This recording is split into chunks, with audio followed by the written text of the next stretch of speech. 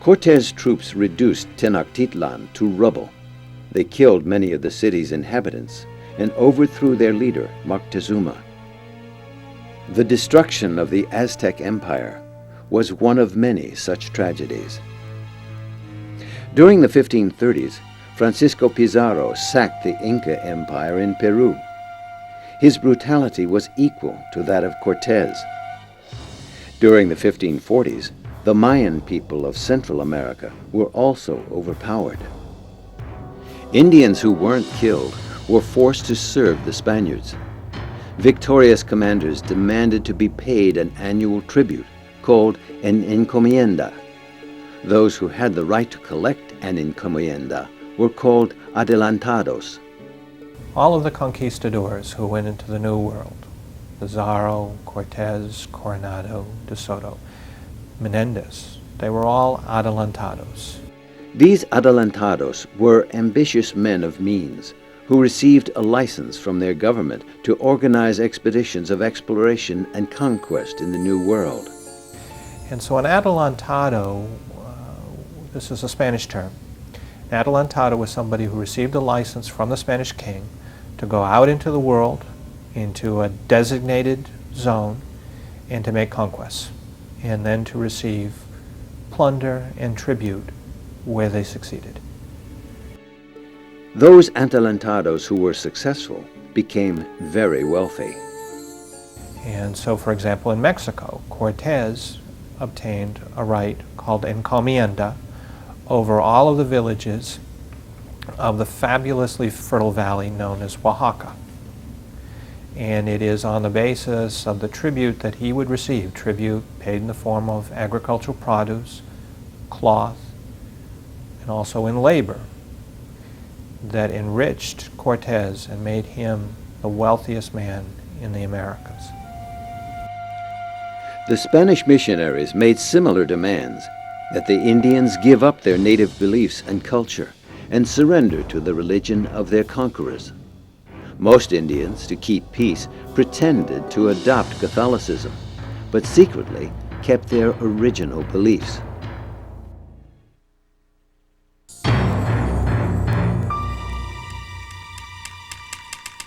The Spanish conquest of Central and South America made the Spanish Empire very rich. Between 1500 and 1650, the Spanish shipped about 181 tons of gold and 16,000 tons of silver to their homeland. All the precious metal did not arrive in Spain, however. Piracy was a quick way to get rich, and Dutch, French, and English pirates roamed the narrow straits between Florida and Cuba, intercepting many bullion-laden Spanish ships. Storms also took their toll, sending much of these spoils to the ocean bottom. Today, these waters are a favorite hunting ground for adventurers searching for sunken treasure. Following the conquest of Mexico, Central America, and South America, the Spanish turned their attention northward. The first sustained Spanish venture into the Southwest came with Coronado during the 1540s, hoping that they were going to find a fabled set of 7 cities called the 7 cities of Cibola that they expected were at least as rich as Tenochtitlan. When they got there, there was a powerful disappointment to Coronado and his men to find out that there were no cities of Cibola, that instead there were these set of Indian pueblos.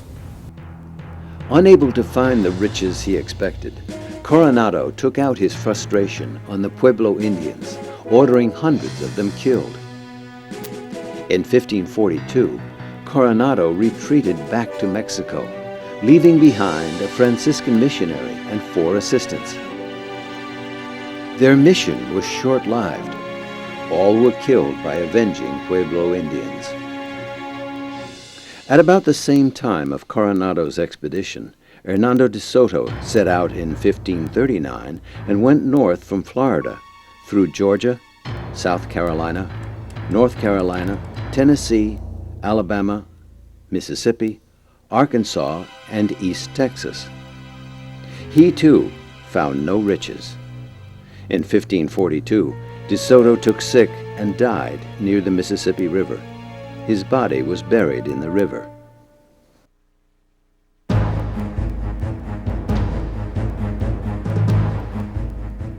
Following the failed expeditions of De Soto and Coronado, the Spanish gave up the effort to find riches in North America for nearly 5 decades. In the late 16th century, the Spanish crown encouraged settlement of the North American Southwest to provide a new source of subjects and taxpayers. A Spaniard named Don Juan de Onate was given the task.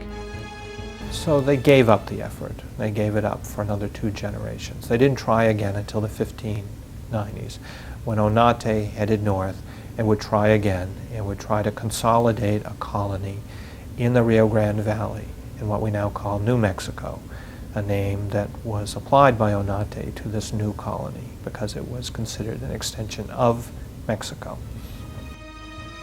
But Spain wanted no more killing. They wanted expansion, but with fewer casualties. The Spanish would continue to try to expand outwards to subdue native peoples, but they would try to do so in a way that committed fewer casualties, and in which the effective direction of the operation would primarily come from Franciscan missionaries, that the goal would be not to turn the Indians into corpses or into slaves, but to turn them into peaceful Catholic subjects of the king, and to do so with a minimum of violence. In 1573, Spain issued the royal orders for new discoveries, discouraging the word conquests, preferring to call the taming of the natives pacifications. The crown also wanted the Rio Grande Valley in order to secure it against rival empires who may use it as a base of attacks on Mexico. Don Juan de Onate, in the spring of 1598, led about 500 colonists, including 129 soldiers and 7 Franciscan friars, into the Rio Grande Valley. The colony Onate and his people founded was north of present-day Santa Fe, New Mexico. They named the settlement San Gabriel. During the winter of 1598, a party of Onate's men went to Acoma looking for food. Fed up with the Spaniards' demands, the people of Acoma killed the soldiers. In order to teach the Pueblo people a lesson, 1 month later, Onate's troops invaded Acoma, killing 800 men, women, and children during a 3-day siege. The Spaniards took 500 survivors captive.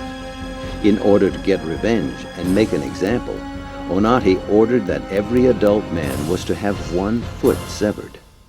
And the point of cutting the foot off was not only to inflict pain and to make a visible example, but also to discourage them from running away.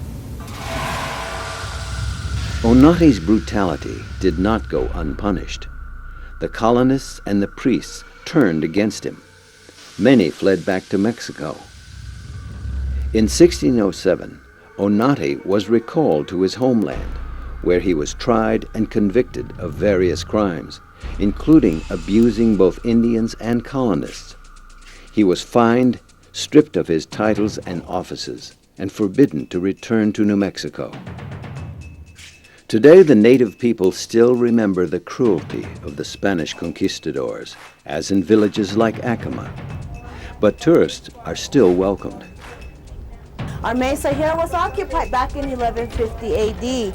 In our Acoma language, we call our mesa here Agu. That mesa there we call Katsima.